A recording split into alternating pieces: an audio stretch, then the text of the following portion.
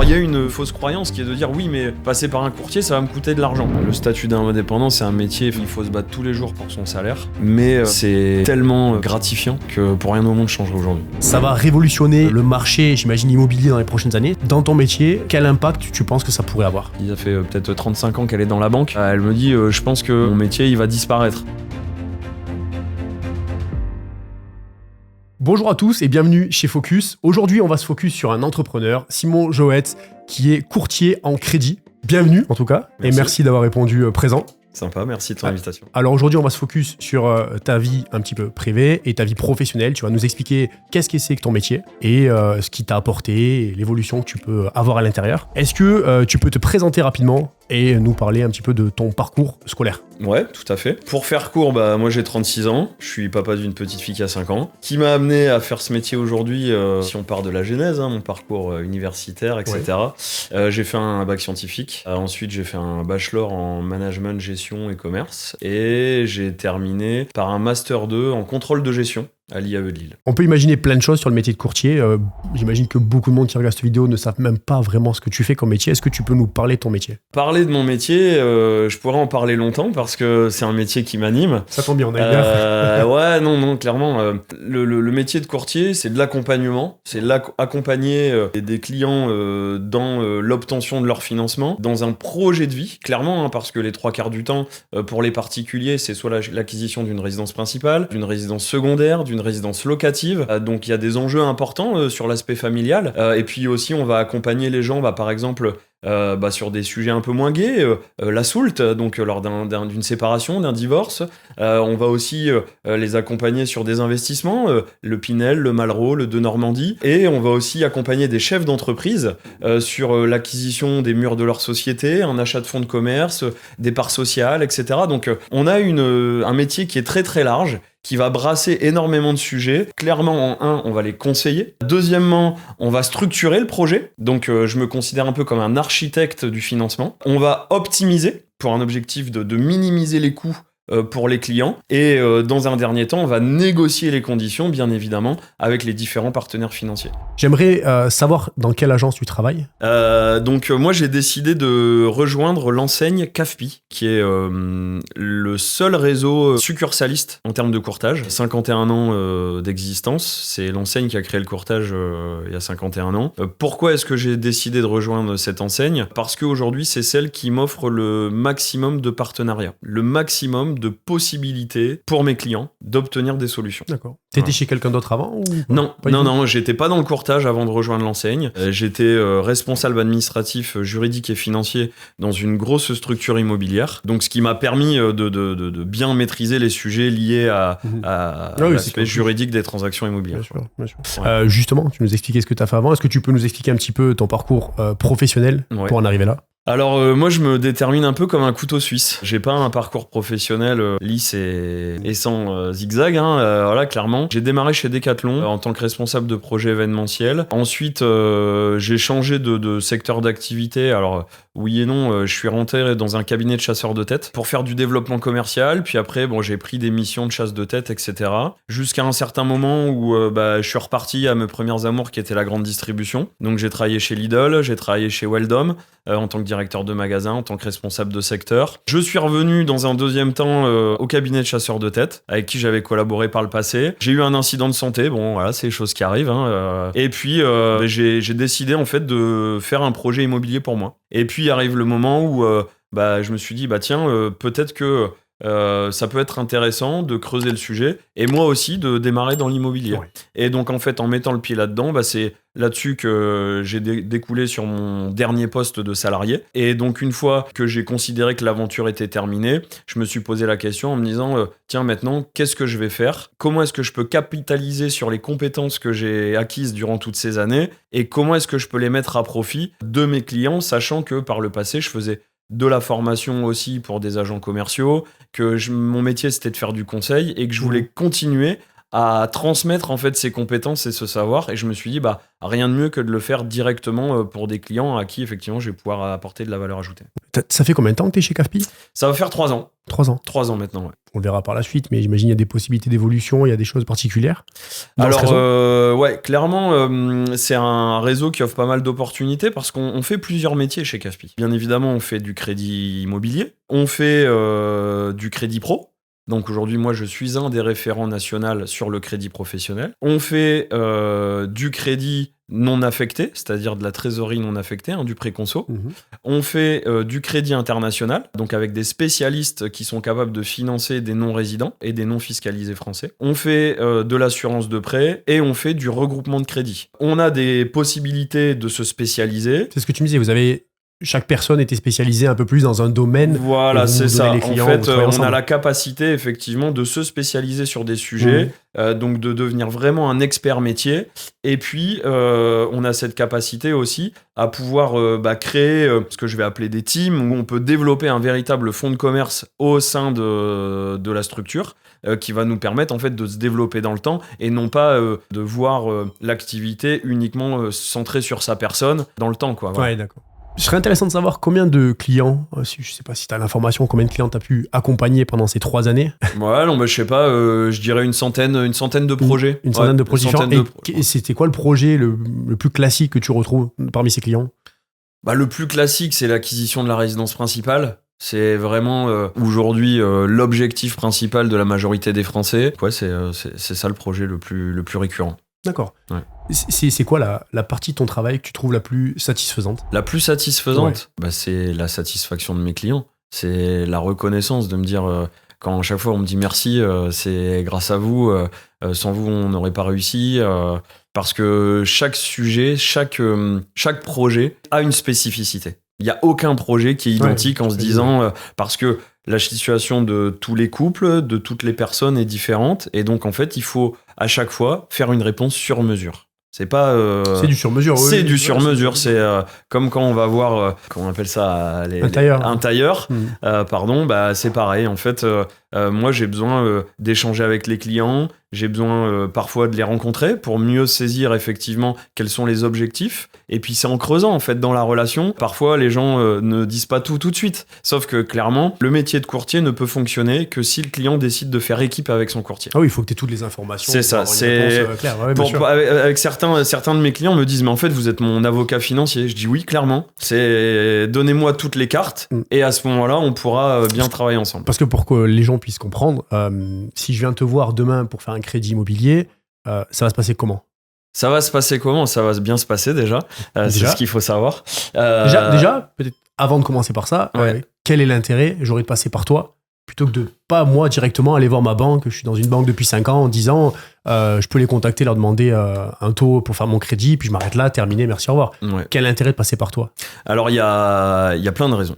Il y a plein de raisons, parce que déjà, je vais leur apporter beaucoup de réponses à leurs questions que potentiellement le banquier leur donnera pas. Ensuite, le banquier, le conseiller bancaire, qui fait peut-être très bien son métier, il ne va proposer à son client que ce qu'il a comme produit dans sa banque. Aujourd'hui, le travail du courtier, c'est quoi? C'est de maîtriser l'ensemble des solutions que le maximum de partenaires bancaires puissent proposer. Donc c'est pour ça qu'il y a des banques parfois qui n'accompagnent pas leurs clients sur certains projets. Non pas parce qu'ils n'en ont pas envie, mais parce que ça ne rentre pas dans leur cadre. Donc le courtier, quand il analyse une situation d'un client, parfois, il va ne trouver qu'un seul partenaire qui va pouvoir l'accompagner sur ce projet-là. Mais seulement faut-il le connaître ses prérequis et faire en sorte que le dossier rentre dans les cases du partenaire qui va pouvoir l'accepter. Donc c'est ça le travail du courtier. Ça m'est arrivé d'accompagner des clients sur 1 an et demi. Et au bout d'1 an et demi d'accompagnement, réussir à transformer l'essai sur la validation sur des dossiers spécifiques.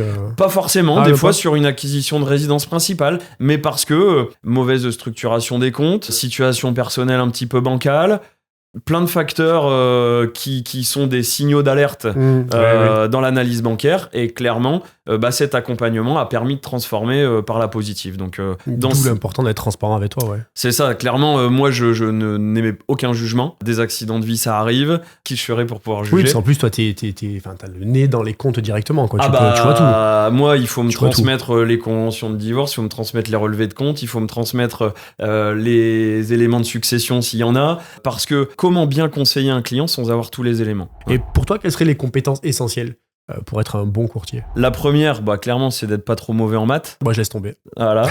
Avoir le sens du résultat, avoir le sens du commerce. Il faut que je sois capable d'acquérir de nouveaux clients, mais il faut aussi que je sois capable de vendre le projet de mes clients à mes partenaires financiers. Et pour moi, la qualité prépondérante, c'est savoir écouter, de faire une écoute active, et je pense de profondément aimer les gens. Parce que clairement, on se met à leur service, en fait. C'est vraiment un travail d'empathie. Il faut s'approprier le projet du client et faire comme si c'était le sien. J'avais une question qui m'intéresse vraiment. Qu'est-ce que l'IA peut avoir comme impact dans ton métier dans les années qui arrivent? On voit le développement de plus en plus d'intelligence artificielle dans tous les domaines. C'est en train de prendre une ampleur. On parlait d'ordinateur quantique. Là, j'ai vu Google qui a sorti leur nouvel ordinateur quantique qui est juste colossal. Ça va révolutionner le marché, j'imagine, immobilier dans les prochaines années. Ça a même commencé parce que je vois que les 3/4 des métiers immobiliers utilisent l'IA. Dans ton métier, quel impact tu penses que ça pourrait avoir? Aujourd'hui, déjà, la majorité des partenaires financiers utilisent un outil qu'on appelle le scoring bancaire, sur lequel, effectivement, ils vont rentrer quelques données, et puis, clairement, ça va leur donner un feu rouge, un feu orange ou un feu vert.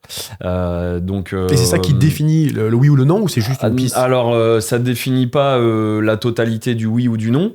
Aujourd'hui, dans la majorité des systèmes bancaires, il y a ce qu'on appelle des responsables des engagements, donc des gens physiques qui disent oui, je signe ce projet-là ou non, je le signe pas. Déjà aujourd'hui, on a des outils au regard de certains critères qui nous disent d'orienter les dossiers vers certains partenaires financiers. Okay. Ça, c'est un outil d'aide à la décision. Te dire demain, est-ce qu'on sera remplacé en totalité par une IA? J'en ai aucune idée. En tout cas, ce qui est sûr, c'est que dans notre métier au quotidien, oui, bien évidemment, ça nous aide, mais fondamentalement, est-ce que ça nous remplacera? Peut-être pas tout de suite. Peut-être pas tout de suite. Ce sera un outil que tu utilises déjà et qui va se développer, j'imagine, dans les années qui arrivent. Après, je pense que l'interaction humaine, elle restera prépondérante. Aujourd'hui, dans les métiers de la banque, on parle du self-care. C'est toutes les applications, les sites internet des banques où les gens font des choses de manière beaucoup plus dématérialisée et autonome. Je discutais lors d'un rendez-vous banque avec une banquière cette semaine. Elle me disait ouais, je pense que mon métier, elle, c'est une dame qui a fait peut-être 35 ans qu'elle est dans la banque. Elle me dit je pense que mon métier, il va disparaître. Je lui dis non, parce qu'on aura toujours fondamentalement besoin de personnes physiques qui vont continuer soit à documenter les outils informatiques, soit effectivement à faire ce rôle de conseil qu'aujourd'hui une machine ne fait pas. On a beau effectivement avoir ChatGPT ou... moi je suis plus nuancé sur ça, tu vois. Voilà, mais pour moi... Quand on voit de mon expérience les banques en ligne, c'est des banques physiques qui se sont mis en ligne, simplement pour la plupart. Mais les banques en ligne qui ont pris un relais incroyable. Et moi j'ai ma banque populaire pendant 20 ans, mes parents y étaient, mes grands-parents y étaient.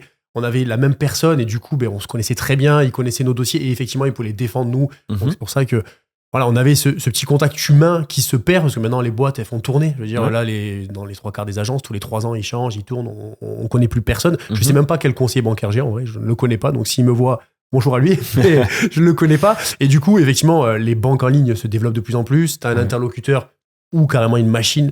Ouais, je suis sceptique. Je sais qu'on utilise de plus en plus l'IA et dans tous les métiers, même des conseillers IMO l'utilisent de plus en plus. C'est vraiment de plus en plus important. De là, ce qu'elles prennent la place d'humain, voilà, c'est pas pour demain dans tous les métiers, mais on le voit, les caissiers, pour une grande majorité maintenant, tu as des caisses automatiques partout et les caissiers, dans quelques années, je pense que ça va disparaître. J'entends, mais dans ce métier-là, et particulièrement en France, où les Français sont quand même très sensibles à la notion d'argent, et moi je le vois, j'ai traité des projets de certains de mes clients qui étaient bancarisés en ligne, qui ont eu des propositions de financement sur une presta en ligne. En l'occurrence, j'ai eu de meilleures conditions que la banque en ligne qui l'accompagnait au quotidien, mais clairement, on est sur 2 offres différentes. On n'attend pas le même niveau de service. Oui, il y en a une qui vous facture pas de frais. Oui, il y en a une qui vous facture des frais. Mais vous savez pourquoi? Quand vous essayez de joindre une banque en ligne, peut-être que les 3/4 du temps, vous avez une plateforme où vous n'avez pas de réponse rapide, etc. En tout cas, je ne fais pas l'apologie de tel ou tel modèle parce que je pense que c'est un peu comme tout. Il y a plusieurs offres et il y a des offres qui répondent à des besoins différents. Voilà, c'est ça. Mais en tout cas, notre métier de courtier, je pense, ne va faire que se développer. Et c'est pas l'IA qui le mettra, en tout cas, dans les 5-10 prochaines années, à mon avis, en danger. Un outil supplémentaire. Je pense que le côté humain qui va te permettre, toi, de défendre tes dossiers en mettant en avant certaines choses, peut-être un dossier qui devrait pas passer, mais en mettant le côté humain en avant et montrant certaines parties, je pense que tu as encore un avenir devant toi, un bel avenir. Ouais, bah merci. C'est le but. Ouais, un peu, ouais, quand même. On va s'intéresser au côté financier. Combien ça gagne un courtier? Alors j'imagine que ça peut fluctuer énormément, mais combien moyennement ça gagne un courtier? Alors, donner une moyenne, ça serait compliqué. Je dirais entre 0 et 15 000 euros par mois pour les plus performants. Belle fourchette. Ouais, belle fourchette, ouais. Pourquoi est-ce que je te donne cette réponse? Parce qu'il y a différents modèles sur lesquels un courtier peut exercer. Il peut être seul ou avoir monté son enseigne. Sauf que monter son enseigne veut dire potentiellement avoir des charges fixes avec un bureau, des assurances, peut-être des collaborateurs, etc. Okay. Et donc, ça va être son niveau de production qui va conditionner sa rémunération. Un courtier, il peut être salarié d'un cabinet. Il peut être mandataire avec des avances sur commission. Ou il peut être mandataire d'un réseau de franchisés ou mandataire comme moi d'un réseau national, succursaliste. Et comment justement cette rémunération intervient? Comment t'es rémunéré, toi? Demain, je viens te voir pour un crédit immobilier. Ouais. Comment toi tu te payes? Alors comment je me paye? Moi je facture des honoraires à mes clients qui sont intégrés au plan de financement. D'accord. Donc c'est pas de l'argent que je sortirai directement? Alors non. Alors oui et non, tout dépend comment on le voit. Oui. Mais ce que je veux dire, c'est que c'est intégré dans le plan de financement global du projet, parce que quand on achète un bien immobilier, il y a effectivement le bien, il y a les frais de notaire, il va y avoir les frais de dossier de la banque, les frais de garantie bancaire, et ensuite il va y avoir peut-être les honoraires de courtage si on décide de se faire accompagner par un courtier. Moi, mes honoraires sont inclus dans le plan de financement, à savoir que mes honoraires ne sont dus que si le client accepte une proposition qui émane de mes soins. Donc ça arrive souvent, effectivement, là j'ai le cas, j'ai un de mes clients qui m'a sollicité il y a 2 semaines, on s'était rencontrés en début d'année, et il me dit voilà Simon, j'ai déjà 2 propositions, je te donne mon dossier, je te signe le mandat de recherche de financement, si tu me trouves mieux, on fait ensemble. Et au moins c'est clair. Tu sais à quoi t'attendre, tu sais si ça passe. En fait, voilà, c'est une rémunération au succès. Mais c'est aussi ce qui rend aussi, la prestation de conseil aussi totalement désintéressée, parce que moi, je ne vais gagner de l'argent que si le projet de mon client va passer. Alors, il y a une fausse croyance qui est de dire oui, mais passer par un courtier, ça va me coûter de l'argent. Bah oui. Effectivement, il y a des honoraires. Qui est censé en gagner. Mais clairement, c'est une somme d'argent qu'il va récupérer sur le coût du crédit ou sur la faisabilité ou sur tel ou tel conseil qu'il va bien évidemment récupérer en fait. C'est une presta qui est gagnant-gagnant. C'est vraiment, on est sur un niveau d'équilibre qui est irréprochable. Toi, tu me dis que ça fait 3 ans que tu t'es lancé. Financièrement, tu peux nous donner une fourchette si tu veux, pas forcément un montant, mais combien tu gagnes? Je dirais que c'est variable. Pourquoi est-ce que c'est variable? Déjà, quand j'ai démarré, moi j'ai démarré en 2022. Et en 2022, le marché de l'immobilier s'est un petit peu cassé les dents. Phase de développement d'un chef d'entreprise, il y a une phase d'inertie qui est un peu longue, et puis d'autant plus que l'industrie immobilière, on n'est pas rémunéré de suite. C'est-à-dire qu'on est lié par effectivement une offre d'achat, un compromis. T'as pas de fixe, toi? Moi, j'ai pas de fixe. T'as pas de fixe. J'ai pas de fixe. Je suis rémunéré qu'au succès. Donc, bien évidemment, il fallait effectivement lancer la machine, lancer la boule de neige, trouver effectivement des partenaires, trouver des clients, se faire recommander. Si t'as ta partie de prospection aussi, ça prend du temps. C'est ça, tout à fait. Donc, clairement, 2022, je peux pas dire que c'était une année folle, mais on va dire qu'en moyenne, je dirais entre 2000 et 4000 euros par mois. D'accord. Voilà. Donc, c'est bien. Oui, en tout cas, je suis satisfait de mon niveau de rémunération. Après, si je peux ajouter une précision, pour être indépendant, c'est le minimum requis. Ouais. Parce que sinon, tu retrouves le confort du salariat. Il n'y a pas d'intérêt. Il n'y a pas d'intérêt. C'est ce qu'on peut voir à travers les interviews, on le voit de plus en plus, où c'est les personnes qui se lancent, qui, en plus, toi, tu as travaillé dans le salariat déjà. Ah bah oui. Tu as connu ça, oui, généralement, tu as pu connaître ça. Si tu as quitté ça, c'était pour une raison. Oui. J'imagine, tu disais que tu t'ennuyais, tu voulais peut-être un peu plus de liberté, parce que là, ton planning, tu le gères tout seul. Ah bah clairement, en termes d'organisation, je m'organise comme je veux. Ça me permet effectivement de pouvoir trouver un équilibre vie perso, vie pro. Il faut aussi remettre l'église au centre du village, en se disant que le métier d'indépendant, c'est pas on fait la fête tous les jours et tout va bien. C'est-à-dire que tu fais ça mais pendant un an et après t'as fini, tu fais une boutique. C'est ça, il y a un niveau d'investissement personnel qui est hyper important. Non, mais parce qu'on en voit plein des gens qui disent oui, c'est facile, etc. Oui, la porte est ouverte. Je veux dire, voilà, c'est ça. Non, c'est beaucoup de discipline. Voilà, c'est ça. Aujourd'hui, c'est un niveau d'investissement qui est important. Mais oui, celui qui se donne les moyens, il peut réussir. J'ai rencontré beaucoup de monde justement qui me disait je me suis lancé Pendant 6 mois, 1 an, je traînais devant la télé, je prenais mon temps, j'avais mes week-ends, machin. Oui, ils ont fait. Et puis finalement, ils sont retournés au salariat rapidement après. Parce que si t'as pas cette discipline-là, c'est compliqué. Par contre, après, quand ça tourne et qu'on est content, je veux dire, ça paye bien, on est content, on fait un métier qui nous passionne. Et j'imagine que tu profites beaucoup plus de ta vie perso maintenant que t'es à ton compte. Déjà, clairement, moi, j'ai réussi à m'octroyer une demi-journée par semaine pour m'occuper de ma fille. Donc clairement, avoir mon mercredi matin aujourd'hui, c'est la base en fait. C'est vraiment ça, c'est pas pour tout le monde. Hein. Mais voilà, c'est pas pour tout le monde. Après, ça veut dire que je me conditionne aussi sur les phases où je l'ai pas, de travailler à 100%. Mes journées commencent tôt, elles finissent tard, mais je m'en plains pas. C'est-à-dire qu'à un moment donné, c'est le choix que j'ai fait. Oui, bien sûr. Voilà, parce qu'aujourd'hui, j'ai cette liberté de m'organiser comme je veux. Je rends des comptes à personne si ce n'est à moi. Les seuls comptes que je rends, c'est à mes clients. Tu nous expliquais justement une de tes journées, tu as dit que tu commençais tôt, tu finissais tard. Pour toi, c'est quoi une journée type ?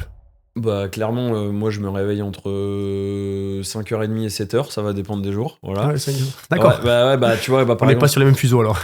Par exemple, ce matin, j'étais dans un réseau professionnel à 6h30. D'accord. Donc ça fait partie de l'activité. Généralement, il va y avoir au moins 2 ou 3 rendez-vous clients dans la journée. Il va y avoir une phase de relance, de suivi, jusqu'à midi peut-être. En fait, tout dépend de l'organisation qu'on décide de se faire. Généralement, moi, j'aime bien caler mes rendez-vous clients le matin et travailler sur mes dossiers l'après-midi. C'est des rendez-vous physiques ou des rendez-vous téléphoniques ? Ça dépend. Je travaille beaucoup en distanciel. D'accord. Donc tu peux travailler si des gens voient la vidéo, qui sont peu importe en France, s'ils veulent travailler avec toi, ils peuvent te contacter et vous pouvez travailler à distance via téléphone, via Zoom. Clairement, en fait, avec la solution qu'on a et les solutions qu'on a au sein du réseau, moi je travaille avec des clients qui sont à Lille, à Rennes, à Dijon, que je ne rencontre jamais, mais qui me connaissent ou parce qu'on a des connaissances ou parce qu'ils ont été recommandés par certains de mes partenaires. J'ai des bureaux à Perpignan, mais je fais aussi beaucoup de home office où je travaille chez moi dans mon bureau pour pouvoir avoir peut-être plus de calme, etc. C'est l'avantage. Ouais. L'après-midi, ça va être le montage des dossiers, parfois les rendez-vous banques. C'est difficile de te donner une journée type. Oui, j'imagine. C'est aussi partie de ton métier. Clairement, journées, je vais prendre, ça va varier. Je vais prendre entre 45 minutes et 1h30 pour manger le midi. Et puis après, ma journée, elle va s'arrêter généralement. Je m'arrête vers 19h, 19h30. D'accord. Voilà. Et en même temps, tu travailles combien ? 5 jours par semaine ? Non, comme je l'ai dit, le mercredi matin, je travaille pas. Oui. Donc effectivement, je travaille les 4 jours et demi, pardon. Et parfois, ça m'arrive de travailler le samedi matin. Ça fait 5. Ça fait 5, t'as raison, effectivement. 5 jours par semaine, ouais. Comment as-tu tes clients, du coup, à obtenir les meilleurs taux en crédit IMO ? Dans l'accompagnement, c'est la préparation et la structuration du projet. Il faut être capable de fournir aux partenaires financiers des dossiers qui soient extrêmement complets et sur lesquels il n'y a pas de zone d'ombre. Moi, je fais un gros travail avec mes clients où parfois ils doivent se dire « Simon, il nous saoule ». Sauf que quand je vais en rendez-vous banque et que le banquier me dit j'ai jamais vu un dossier aussi complet que ça. Ouais, il te faut toutes les infos. Parce que en fait, les gars, c'est des humains qui analysent les dossiers. Le fait qu'il n'ait pas à y revenir plusieurs fois, ça leur donne envie aussi de bien traiter le sujet. Donc forcément, d'avoir une vision favorable du dossier. Bon, ça, c'est un élément parmi tant d'autres, mais en tout cas, c'est une des composantes de l'aspect négociation des conditions. J'imagine que tu travailles souvent avec les mêmes, tu parlais que tu rencontrais des banquiers. Ouais. Tu travailles souvent avec les mêmes personnes, non ? Pas toujours, parce que... Alors oui, effectivement, quand c'est... c'est les mêmes qui reviennent. Nos interlocuteurs locaux, on les connaît. Voilà. Parce que c'est des partenaires, etc. Mais quand il y a des projets délocalisés, je connais pas forcément, même si effectivement... On a des entrées en relation qui sont déjà établies, etc. On connaît les interlocuteurs des enseignes, mais il y a des fois des projets très spécifiques où tu ne travailles qu'une seule fois avec un interlocuteur parce que en fonction de la localisation ou autre. Donc voilà. Est-ce que tu peux nous décrire le processus typique qu'on peut avoir entre la première rencontre avec un client, là, demain quelqu'un te passe un petit coup de fil et te dit j'ai un crédit, je voudrais l'obtenir, jusqu'à l'obtention du crédit. Nous expliquer le processus. Dans l'enseigne, quand tu démarres le métier de courtier, on te dit qu'il y a 7 étapes prépondérantes. La première étape, c'est rendez-vous de découverte du client. Deuxième étape, ça va être la partie montage, ce qu'on va appeler. Donc, c'est récolter les informations du client, les documents, etc. Troisième étape, ça va être la signature du mandat de recherche. Donc, ça va être une étape qui va engager le client dans la collaboration. D'accord, tu la fais pas avant Non, parce que moi, je pars du principe qu'un client, s'il veut travailler avec moi, il me fait confiance. Et moi, entre guillemets, je ne l'engage qu'à partir du moment où son dossier est prêt à partir en banque. Donc ça arrive des fois qu'il y a des clients qui, au dernier moment, me disent Monsieur Jouette, au final, on ne signera pas avec vous. Mais au final, c'est peut-être moi qui suis gagnant. Ensuite, une fois que le mandat de recherche est signé, présentation des dossiers en banque. Donc ça, c'est mon taf. C'est là où tu vas défendre le dossier. C'est là où je vais présenter le dossier sur multiples partenaires bancaires pour obtenir les meilleures conditions. Ensuite, bien évidemment, il y a les échanges, parce que je vais récupérer des propositions, mais ces propositions, je vais les défendre. Je vais essayer d'obtenir des meilleures conditions. Ensuite, je fais un rendez-vous de présentation avec mes clients, où je leur présente les différentes propositions que j'ai obtenues. Au moins, ils ont une vision assez objective du panel de propositions que j'ai pu obtenir. Et ils prennent leurs décisions en toute connaissance de cause.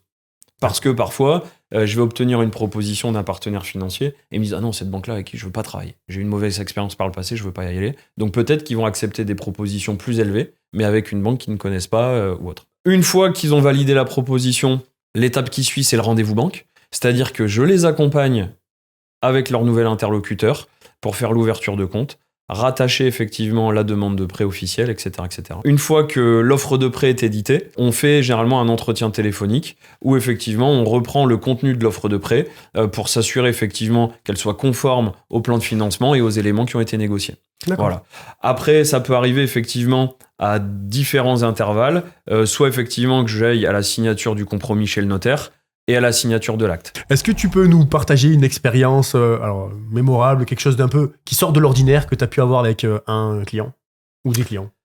Alors, pas un cas particulier à proprement parler, mais c'est vrai que lorsque tu peux recevoir des couples, tu mets quand même à plat la vie personnelle de tout le monde. C'est-à-dire que tu sors les relevés de compte et forcément, nous, de manière à donner des explications aux banquiers sur certains flux, on est obligé de poser des questions, etc. Et puis, ça peut arriver effectivement que l'un dans le couple fasse des écarts et que le partenaire soit pas informé. Ou, voilà. Donc, par exemple, le Candy Crush, que tout le monde connaît, le jeu, voilà. T'as quelqu'un qui est capable de faire 200 € de dépenses par mois de Candy Crush. Ou une sortie avec les copains. Qui n'était pas expliqué. Donc, du coup, effectivement, ça peut effectivement créer parfois des situations un petit peu cocasses, voilà. Mais rien qui sort de l'ordinaire globalement, quoi. Est-ce que tu as eu un projet qui a été particulièrement difficile et comment tu as fait pour le résoudre? Peut-être quelque chose qui a duré pendant des années ou quelque chose de particulier. Alors, ce qu'il faut déjà savoir, c'est que les projets les plus compliqués ne sont pas forcément les plus importants en termes de montant. S'ils ont plus d'argent, non, pas forcément, mais parfois un petit projet peut être complexe par la situation du porteur de projet et ou la volonté. Par exemple, j'ai un projet que j'ai réalisé cette année qui a été un petit peu laborieux. Un client qui veut faire un investissement locatif, mais ce client est locataire. Clairement, aujourd'hui, les banques vont regarder, lorsqu'on veut faire du locatif, à éventuellement être propriétaire de sa résidence principale. Client jeune, de nationalité étrangère, avec peu d'épargne. Donc, dans l'objectif du client, avoir une durée de crédit la plus longue possible. Sauf que, clairement, aujourd'hui, on est plus sur des durées de 20 ans sur du locatif que sur des durées de 25. Donc, il a fallu effectivement monter un stratagème pour pouvoir effectivement permettre à ce client de devenir propriétaire effectivement de son investissement, mais en déguisant indirectement l'acquisition comme une résidence principale. C'est toujours question d'histoire, qu'est-ce qu'on raconte. C'est ça qui est intéressant, c'est ça qui est bien, je pense, dans ton métier, de pouvoir accompagner les gens où c'est pas forcément évident pour tout le monde. Comme je disais, tu te rends dans une banque, tu prends la première banque qui te propose un crédit, et de la proposer, t'es content, déjà c'est passé, t'es déjà content, alors que potentiellement, on peut être accompagné dans ces démarches et gagner de l'argent. Ouais, puis surtout, ce qui va faire la différence, c'est quand il y a un problème, comment est-ce que tu vas réagir au problème? Et c'est là où on va se souvenir de toi. C'est quand il y a un problème, est-ce que je mets la tête sous le sable et je fais comme s'il n'y avait pas lieu et voilà? Ou est-ce que je prends les choses à bras-le-corps et je fais le nécessaire pour qu'effectivement, j'assume l'ensemble de mes responsabilités en tant que partenaire, en tant qu'intermédiaire sur le financement de mon client? C'est pas fun, hein? Alors si, c'est fun. La finance. Ah si, c'est fun, mais nous, on n'est pas sur le devant de la scène, nous. C'est ça, en fait, le truc, c'est que quand ça se passe bien, tu nous vois pas. Quand ça se passe mal, par contre, c'est la faute du courtier. Ah oui, tu vois ce que je veux dire? Mais bon, après, nous, franchement, on s'éclate. Hein. On s'éclate. Et du coup, c'est quoi qui est fun? C'est quoi qui est fun? Il y a plein de situations qui sont hyper intéressantes avec les clients déjà, même avec nos interlocuteurs banquiers. Et puis, ça donne du sens en fait à notre activité. Donc clairement, c'est hyper valorisant. Donc oui, c'est fun parce que du coup, t'apportes des vraies solutions. T'accompagnes les gens sur un vrai projet de vie, quoi. C'est gratifiant. Ah mais bien évidemment. Et puis, quand tu maîtrises quelque chose que personne d'autre ne sait faire, mais oui, t'as du crédit, t'es une pierre angulaire d'un projet. Je comprends. Donc non, oui, clairement, c'est fun. Quel conseil tu donnerais à quelqu'un qui souhaite acheter sa première maison? Quel conseil lui donner? Contactez-moi. Ouais, non, clairement. Non. Dans le cadre d'une première acquisition, ça serait de bien structurer son projet. Est-ce que mes comptes sont bien tenus? Est-ce que j'ai de l'épargne avant projet? Est-ce que j'ai de l'épargne après projet? Est-ce que j'ai pris en compte les éventuels travaux que je vais avoir à faire, et surtout de ne pas sous-évaluer ce montant de travaux pour ne pas se mettre en péril une fois propriétaire du bien. De bien regarder l'ensemble des diagnostics immobiliers qui aujourd'hui sont très regardés par les organismes financiers, surtout le diagnostic de performance énergétique. Donc voilà succinctement les conseils que je peux donner à un porteur de projet, et surtout de se faire accompagner pour optimiser sa capacité d'emprunt. Parce que qu'est-ce qui conditionne la capacité d'emprunt? Ce sont les revenus qu'on va intégrer. Toutes les banques n'intègrent pas la totalité de tous les revenus. Oui, voilà. Donc c'est ça aussi le travail du courtier, c'est de faire ce travail-là. Comment tu peux aider tes clients à éviter les pièges courants qu'on peut retrouver dans ton métier lors d'un achat d'un premier bien? L'achat d'un premier bien, ça se prépare. Et ça se prépare particulièrement sur la gestion des comptes bancaires. L'idée, c'est que sur n'importe quel dossier de financement, on va au moins demander les 3 derniers relevés de compte. Et on va aussi demander les 3 derniers relevés de tous les comptes. Donc en fait, l'idée, c'est bien évidemment de ne pas être à découvert sur les 3 derniers mois, de ne pas éventuellement avoir de commission d'intervention, de ne pas avoir d'avis à tiers détenteur. C'est un projet qui se prépare, quoi. Ah ouais, c'est des choses qui risquent de dégrader potentiellement. Toi, derrière, si tu dois aller défendre ce dossier, et tu le défendras le dossier quand même, non? Ça va dépendre en fait du niveau de carnage entre guillemets. L'idée c'est de lisser ça avant en fait, pour que toi tu aies un travail qui soit facilité derrière. En fait, il y a des fois sur des dossiers où on va chercher des accords, il y a des dossiers sur lesquels on va chercher des conditions. Parce que l'accord, de fait, on l'a. Parce que le dossier est déjà propre. Tu vas aller chercher les meilleures offres. C'est ça. Ouais. Mais l'idée en fait, c'est de savoir auprès du client, est-ce qu'il y a un impératif à réaliser le projet aujourd'hui? Si oui, c'est de faire avec les éléments qui nous sont donnés. Mais s'il y a un impératif, j'ose espérer qu'il est pu préparer en amont, parce qu'il y a des fois, je dis à certains clients, on peut l'essayer. Moi, si ce serait moi, je n'irai pas. Par contre, si vous voulez le tester, je le tente. Si tu leur dis de ne pas y aller, c'est-à-dire de prendre un peu de... c'est-à-dire de dire en gros, s'il n'y a pas d'impératif, on restructure vos comptes pendant 3 mois, et dans 3 mois... vous allez trouver un nouveau bien, entre guillemets, ou si le bien est toujours présent. Alors ça fait. Du coup, ça se fait pas dans leur banque habituelle. Parce qu'ils peuvent remonter. Ils remontent pas plus que 3 mois dans les banques. Alors si, en fait, ils ont une visibilité sur effectivement toute la vie du client. Mais au moins, quand ils présentent le dossier, ils ont une situation qui est clean. D'accord ? Et un élément prépondérant, c'est que je présente aussi le dossier des clients dans leur propre banque. Parce que je suis sûr à 99,9% d'obtenir des meilleures conditions que si c'est eux qui avaient sollicité leur banque en direct. Parce que le banquier, si le dossier vient d'un courtier, il sait d'entrée que s'il ne fait pas la meilleure proposition, il perd son client. Donc clairement, il a tout intérêt à faire une proposition cohérente avec le marché et voire même un peu dégradée pour être sûr de conserver son client, parce que ça lui coûte plus cher aujourd'hui d'acheter un nouveau client que de conserver un client existant. D'accord. Simplement pour le garder, ouais. Mais oui, parce que... parce que si le particulier, il y va, parce que je me disais, le particulier peut très bien y aller seul et demander à avoir le meilleur crédit possible. Mais oui, mais potentiellement, il a demandé qu'à cette banque. Alors après, c'est aussi quelque chose qu'il faut se dire. Hein. C'est un client qui va voir 10 banques et qui vient me voir derrière. Oui, potentiellement, je peux plus travailler.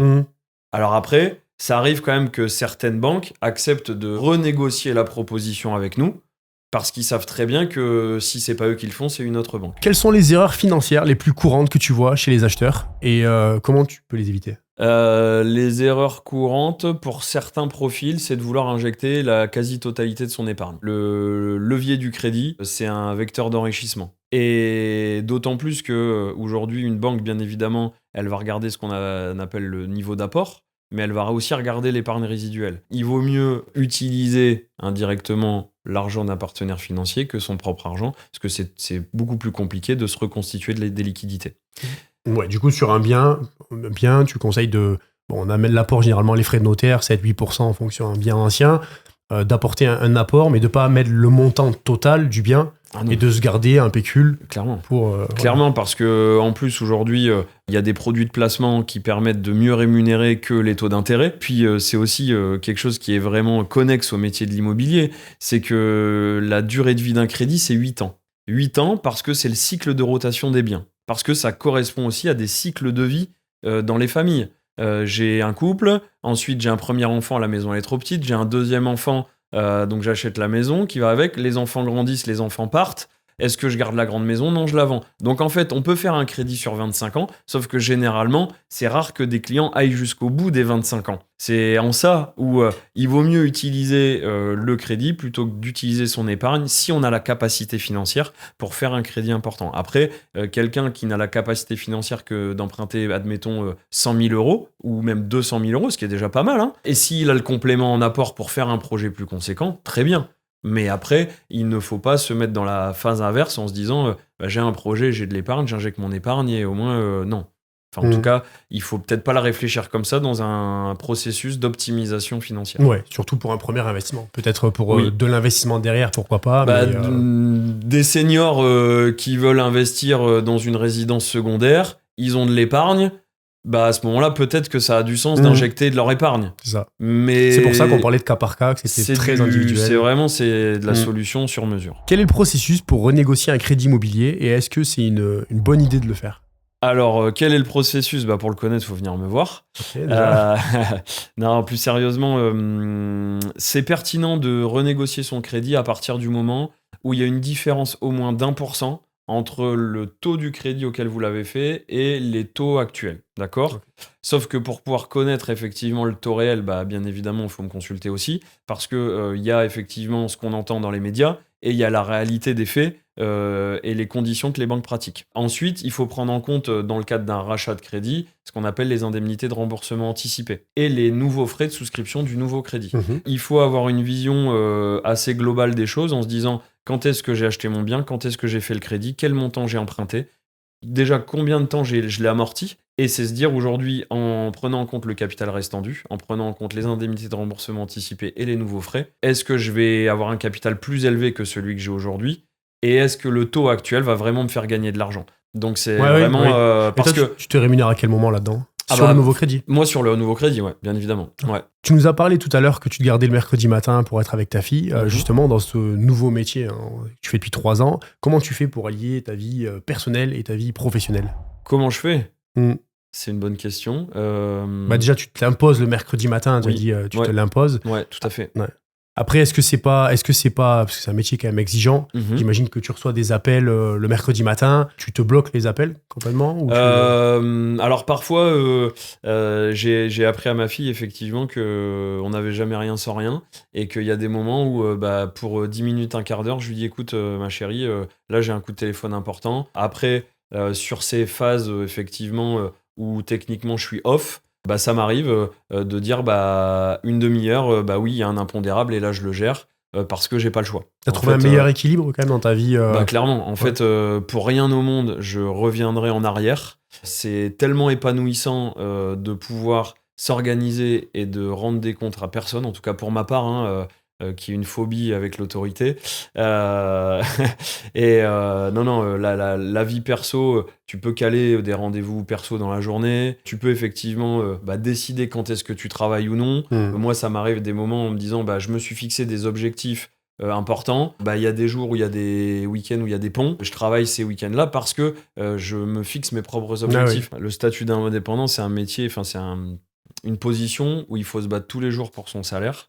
Mais c'est tellement gratifiant que pour rien au monde je changerai aujourd'hui. C'est vrai, il faut une vraie discipline à l'intérieur, mais après c'est tellement plaisant. Pour avoir été fonctionnaire, pour avoir été salarié, j'ai eu tous les statuts je pense, et maintenant indépendant, mais jamais, c'est même pas inimaginable de pouvoir faire marche arrière. Et pourtant je dis pas que c'est plus simple, c'est juste différent, mais avec une telle liberté que mon fils, là mardi j'ai une sortie scolaire, Ma femme me dit, est-ce que mardi après-midi, tu peux être avec lui? Mardi après-midi, je suis avec mon fils, quoi. Ouais. Mais il n'y a même pas de questions à poser. Est-ce que je vais voir mes patrons? Est-ce que je vais voir ma chef de service? Mardi après-midi, je suis avec mon fils, c'est fini. Ça fait partie d'un de tes Et ça, objectifs. c'est incroyable. Ouais, clairement. Ça vaut tout l'or du monde. Ah oui. Ouais. Ben, en fait, même plus que quelconque rémunération, Ah oui. en fait. Ah oui, oui. Et on a pu voir avec Pierre David, qui on a fait une interview, la première interview qui était dans l'immobilier, qui nous expliquait qu'il n'a pas vu ses enfants grandir dans son ancienne profession qui était très prenante, où il gagnait bien sa vie, et que depuis il gagnait encore mieux sa vie maintenant, finalement, mais cette liberté, elle a pas de prix, quoi. J'ai quitté justement mon dernier job salarié, en partie à cause de ça. Parce que ma fille était bébé et en fait je passais beaucoup plus de temps à bosser et même le soir j'étais pas totalement présent, disponible pour elle, et clairement les enfants ont besoin de leurs parents disponibles, et je pense qu'aujourd'hui c'est même la plus grande source de satisfaction que j'ai, c'est de me dire que j'ai du temps qualitatif avec elle où effectivement on peut partager pleinement, et ça franchement c'est vrai, c'est un truc de fou. Je valide. Très bien. Alors du coup, quel impact ça a eu sur ta vie personnelle? L'impact que ça a eu sur ma vie perso, je dirais que du positif. Parce que déjà, l'avantage du métier de courtier et du métier et du statut d'indépendant, c'est que tu n'as plus de plafond de verre. Et puis après, avoir la capacité d'explorer des champs que tu n'imagines même pas, puisque tu es un chef d'entreprise à part entière, tu dois toucher à tout, tu dois tout maîtriser. Donc en termes de développement personnel, c'est hyper enrichissant.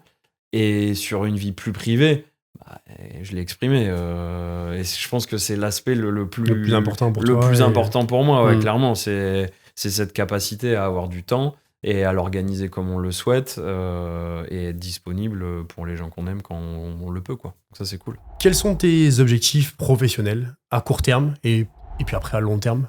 Je te dirais qu'à court terme, c'est de devenir encore plus performant. Et à long terme, c'est de créer une structure, une entité qui ne dépende pas que de moi. Qui ne soit pas uniquement Simon Joetz, courtier. Voilà. Quel changement ou amélioration t'aimerais voir dans ce métier-là? C'est une bonne question. Merci. Non, mais c'est une bonne question. Je t'avoue que j'y ai pas réfléchi. Je m'attendais des choses plus, qui t'embêtent peut-être et qui te... Tu te dis, ça serait bien qu'on améliore ce point-là dans mon métier. Déjà, peut-être la méconnaissance du métier en lui-même. Alors, c'est un métier qui se démocratise quand même de plus en plus. Enfin, en tout cas, les clients sont de plus en plus nombreux.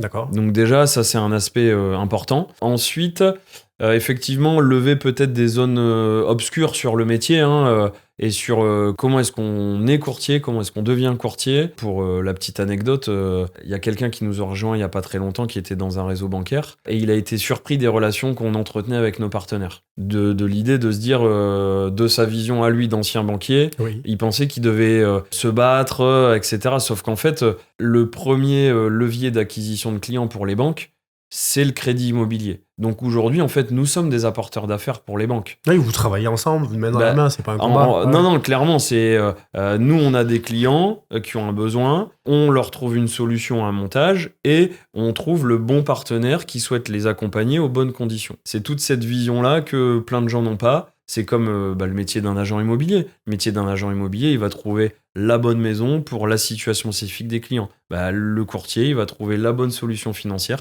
pour le projet des clients. Voilà, c'est aussi simple que ça. Une méconnaissance sur ça, du coup. Ouais, tout à fait. Ouais, on va faire éclater la vidéo pour qu'elle explose et que du coup, le maximum de personnes soient informées, parce qu'on répond à toutes ces questions, là, pour le coup. Carrément. Où te vois-tu dans 10 ans? Est-ce que dans 10 ans, je serai encore courtier j'ai envie de dire, ça c'est un point d'interrogation. En tout cas, ce qui est sûr, c'est que aujourd'hui, ce que je fais m'anime. J'aime aider mes clients, j'aime les accompagner. Après, je peux pas te dire où est-ce que je serai dans 10 ans, mais en tout cas, faire quelque chose de plus grand, ça c'est sûr. Et la dernière question, si c'était à refaire, est-ce que tu le referais? À 100%. Et pour terminer, est-ce que tu as un petit mot à dire avant de finir? Est-ce que j'ai un mot à dire? Écoute, déjà, je voudrais te remercier de m'avoir invité à cette interview. Avec plaisir. Pour présenter effectivement le métier de courtier. Ensuite, je voudrais remercier bien évidemment aujourd'hui tous mes partenaires et mes clients. Clairement, c'est grâce à mes clients aujourd'hui que je suis là, et que je peux continuer cette activité. Et c'est le plus gros remerciement que je peux leur faire.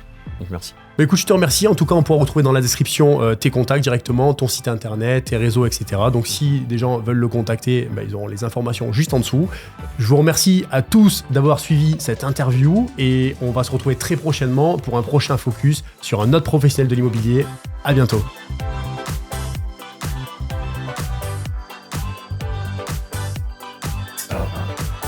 Joëtz. Ah, Pas Joëtz. Ah, Joëtz. Ouais, Joëtz. C'est bien pour le temps que c'est fini. Il n'y a pas eu une prise, c'est pas du direct. bienvenue en tout cas, Merci. et merci d'avoir répondu présent. Sympa, merci de l'invitation. Capable de faire la banque.